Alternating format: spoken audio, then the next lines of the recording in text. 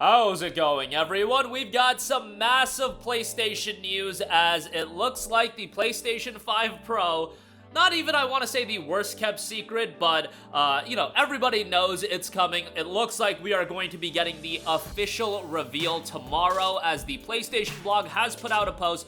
Tune in tomorrow for a PlayStation 5 technical presentation hosted by Mark Cerny, who is the lead guy as far as everything tech and hardware related goes.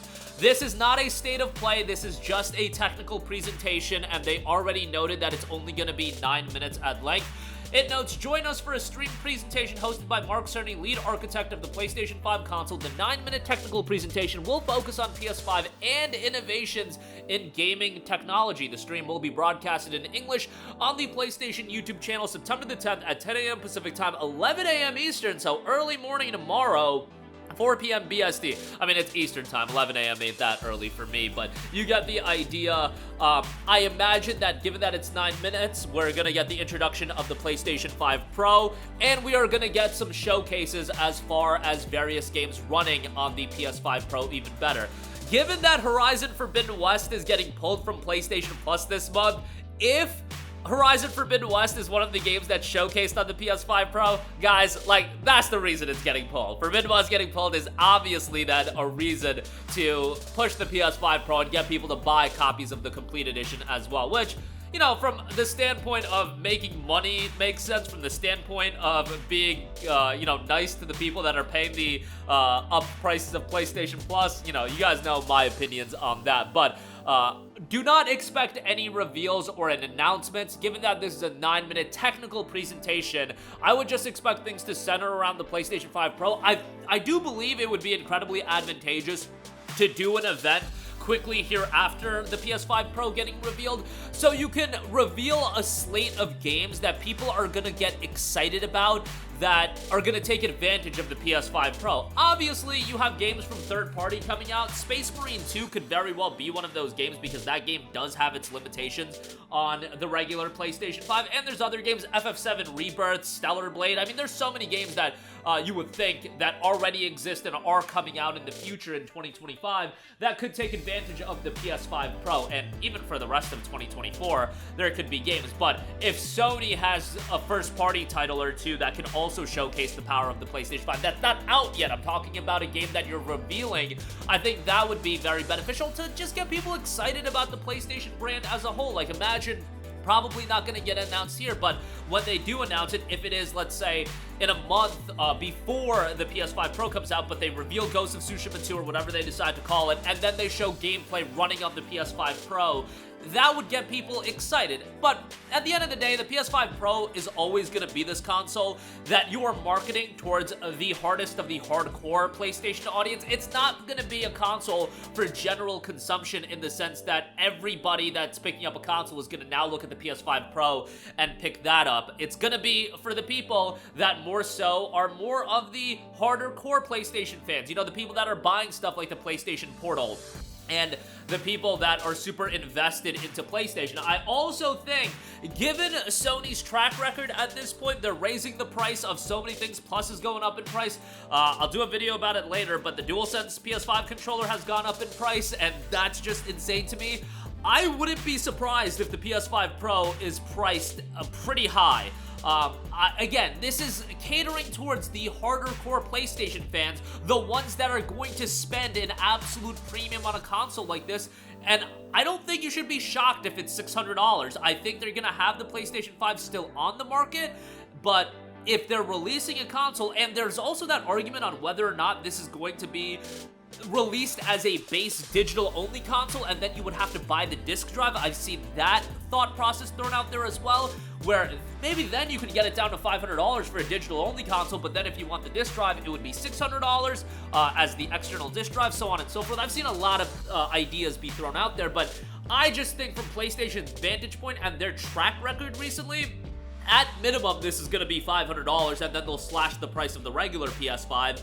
I personally think, and maybe this is just me being a little bit pessimistic, and it's not even something that I would be, like, I wouldn't have that big of a problem with if it's a $600 console, because it is the premium option. I personally believe they should just drop the premium option right out the gate, and, you know, if they want to do the tiered release system and just have something right out the gate that people are going to be able to enjoy more hardware power out of. I'm not a big fan of these mid-gen upgrades, but it seems like this is going to be a regular thing going forward, and the fact is, you're monetizing that hardcore PlayStation audience twice in a generation. You're getting them to reinvest into that generation a second time for a console. That's a pretty powerful thing that you're able to get your consumer base to do, and there is that audience that is so into PlayStation that's gonna buy the console. And I know the general rhetoric is going to be, oh, the PlayStation, there's a PlayStation 5 Pro. The PlayStation 5 hasn't even had that many actual exclusives. And I would say, you're right about that. But there are all of these third-party games, and we've seen games already show their limitations on the PlayStation 5. Is there still more options as far as the console? Absolutely. But as far as the PlayStation 5 Pro not being able to be utilized, I don't agree with that necessarily. Again, you look at a game like FF7 Rebirth, that's a game that can utilize the PS5 Pro. There's certainly Final Fantasy 16 can utilize the PS5 Pro.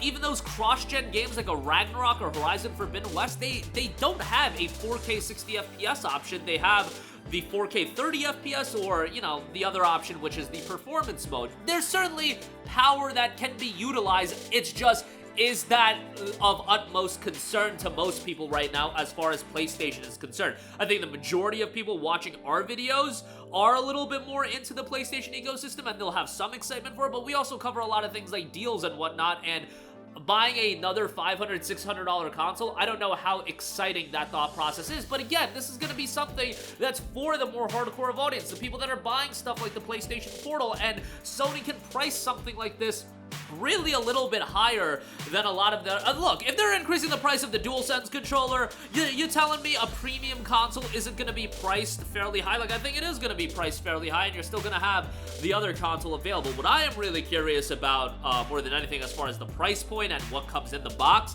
is whether or not this is a digital-only console right out the box, and if it's going to be something that requires the disc drive and so on and so forth. I feel like a premium console should just have the disc drive baked into it, but I digress. Again, for me, not that excited about the PS5 Pro. I'm more excited about, yo, we gotta ramp up this first-party output, you guys, and it's great that Astrobot was received incredibly well, but let's get us excited about the PlayStation brand. And right now, a console, an upgraded console, well, yeah, there's gonna be a level of interest in it. I think most people just want to see new first-party titles and games that, guess what, from PlayStation first-party that are gonna utilize the PS5 Pro, and I think we will ultimately get that. I don't think it's gonna be at this presentation, but we'll see. This technical test is set for tomorrow, 8 a.m. Pacific, 11 a.m. Eastern. Let me know your thought process. Let me know your excitement level. I am curious to hear what you guys think, but again, when I read the comments, it doesn't seem like there's an immense amount of excitement around it, and there wasn't. It's not like there was an immense amount of excitement around the PS4 Pro either. These mid-gen upgrades are catering towards that really hardcore audience that just wants the premium and the best, and that do have that level of disposable income where they already bought a console 4 years ago. All right, time to buy another console, or however many years ago you bought your PS5. But that'll do it for me. Sound off with all of your thoughts in the comment section down below. Thank you for watching, and certainly let me know your excitement level, and again, temper your expectations as far as new reveals. I don't think we're going to get any of that, but I would not be surprised if a state of play is to follow quickly hereafter. That's going to do it for me. Your thoughts down below. Thank you for watching, and goodbye. Hey guys, we hope you enjoyed the video, and if you did, make sure to hit the subscribe button, and if you're already subscribed, do us a favor and hit the bell icon. This way you'll be notified whenever we post a new video. That's the best way to keep up with all of our uploads, and we usually try to upload 2 videos a day. And with the bell icon hit, you'll be notified whenever we do upload a video. As always, thanks for watching.